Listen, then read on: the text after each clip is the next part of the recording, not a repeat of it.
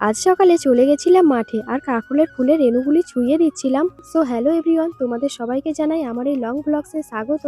আজ সকালে চলে গেছিলাম বাবার সাথে কাকরোলের জমিতে। আর বাবা এখানে লতানো কাকরোল গাছগুলি বড় খুঁটিগুলিতে বিচালি দিয়ে বেঁধে দিচ্ছিল, যাতে গাছগুলি খুঁটির সাহায্যে মাচায় উঠে পড়ে। তোমাদের তো রোজ আমি শর্ট ব্লগসই দিই, ভাবলাম আজ একটু লং ব্লগসই দেওয়া যাক। কাকরোল গাছগুলি যেহেতু ছোট তাই ফুলও কয়েকটা করে হচ্ছে। তবে বাবা এই জমিতে এবছরই ফার্স্ট টাইম কাকরোল চাষ করেছে। আর এই দেখো কাকরোলের রেণু ফুলগুলি তুলে নিয়েছি।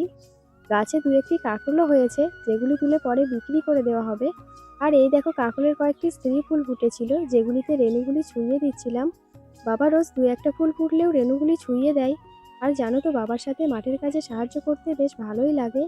আর কাকরোলের রেণু ফুলগুলি ৫-৬টা ফুলে ছোঁয়ানোর পর গাছের গোড়ায় ফেলে দিতে হয়। আর এই জমিতে কিছু কাকরোল গাছ এখনও অনেক ছোট ছোট রয়েছে। আর কিছু গাছে পোকাও ধরে গেছে, যেগুলি ওষুধ দিয়ে ঠিক করার চেষ্টা করছে। আর বাবা এই জমির সব কাজ নিজেই করে। তো গাইস, তোমাদের কার কার কাকরোলের চাষ রয়েছে কমেন্টে জানিও। আর ব্লগসটি ভালো লাগলে লাইক সাবস্ক্রাইব করে পাশে থাকো। আর নেক্সট টাইম তোমরা কেমন ব্লগস দেখতে চাও কমেন্টে জানিও। তো গাইস, আজকের মতো টাটা।